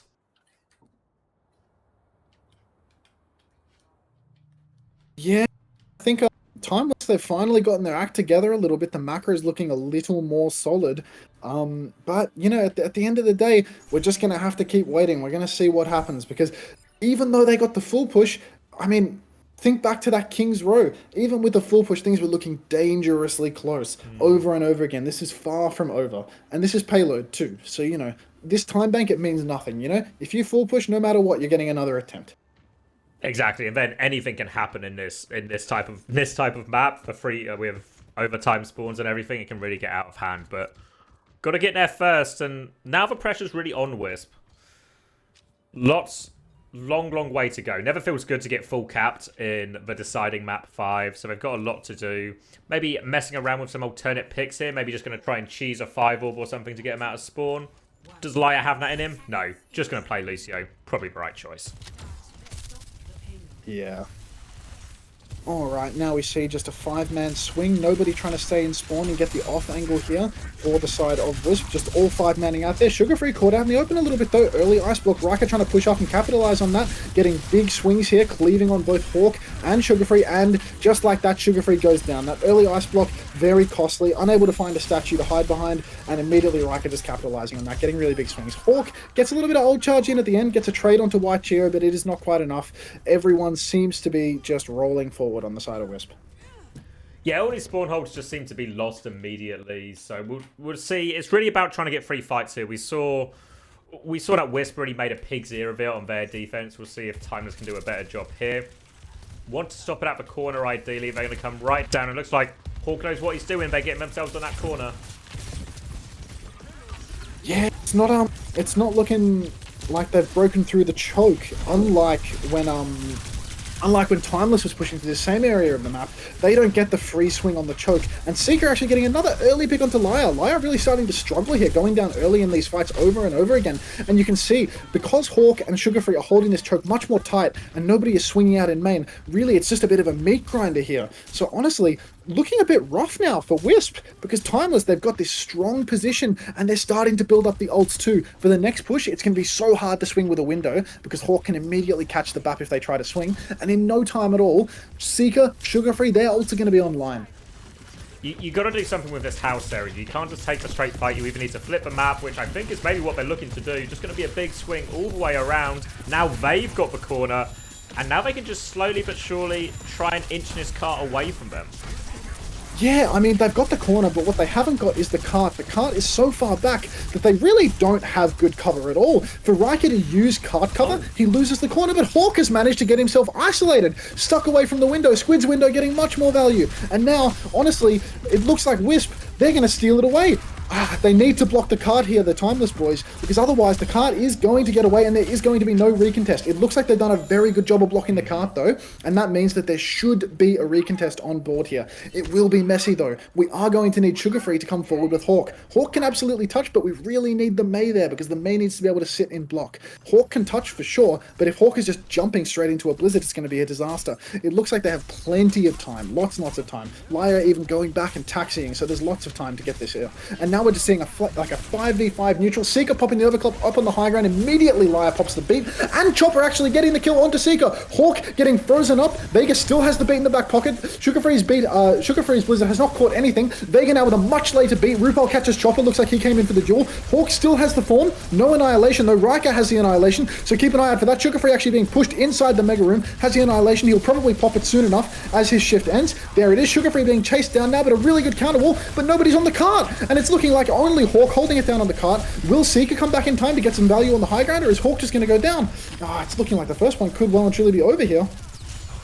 Really good later Annihilation, but I didn't see exactly what happened to Hawk's Annihilation. He didn't seem to be able to get as much of it, and then Riker, really good patience, force out for Mei Ice Block, then just chases everyone. They do a pretty good job of disengaging it there, but ultimately the problem is if you disengage there, you just give cap, and then we see Hawk isolated. Straightforward point. Now we're onto the window trade, and on balance so far in this series, have to say RuPaul's probably got the better of it than Squid. We'll see if the same is true here, as it looks like they want to drop maybe aggressively through this window. Yeah, early windows from both sides here, drop from behind, but note, the cart is still moving. So this is actually a little bit of a disaster for Timeless now, because they've flipped the map, but they haven't actually gotten control of the cart, and they're the ones dying. So this is really costing them big time if they don't trade out and win here. Hawk catches a kill onto Rocket, so that's huge, and they're willing to sacrifice a little bit of cart push for a fight win here. That's a good thing. Give up the objective to make sure that you don't hard lose. Hawk pushing in now, really aggressively going on to Squid, but it looks like he's whiffed a couple of shots. He's actually flipped back out over to his main, and Squid has somehow lived through that. Chopper swimming wide with the rail, but he misses his shot, so that's just fine. Hawk now 75% on the Annihilation. Seeker coming up on another overclock. We've got another big old fight brewing here. Lyre has the beat drop. Are they going to do something aggressively with this? As possible here. We did love to beat a Sojourn ult here, so we'll see if they want to go around the corner. Nearly got that Mei ult as well, slightly ahead of Sugar-Free. They're just going to jump onto Seeker here. They want to take him down. Yeah, Chopper and Lai are going for the really aggressive push on the side. Both Lucio's popping the beat. Hawk does not get that beat, though. Hawk is in the backline, though. Looks like Hawk and Sugarfree have pushed deep, taken down Squid. Riker soon to follow, and it does look like, admittedly, a rather expensive fight. 3 ultimates invested for the side of Timeless, but 3 ultimates to hold, and you get to stagger a Mei that already has Blizzard. These are good looks here for the side of Timeless. I'm pretty sure Rocket could have stood in that circle and just died to the snare, to be honest, but, you know, run around, Rocket. You do you. So now, because of that stagger, I think we're in last fight territory, X. Even though it's expensive, because this point is so good to hold, it actually puts them in a still pretty reasonable position here. They can shoot the walk up and make it hard. Have to go right side here if you're Wisp. You can't walk up the slope here, or it's truly suicide, I think. So they're going to have to go this right side. We'll get met with a Mei trade on point. They have to be careful, though. Can't afford... Timeless just need to disengage a couple of bolts here. Maybe even window early to try and force something out would be a reasonable take. Yeah, window thrown down now for Squid. So that's a really early one, but Sugarfree does get caught in that, and Chopper catches RuPaul as well. Disaster here for Timeless.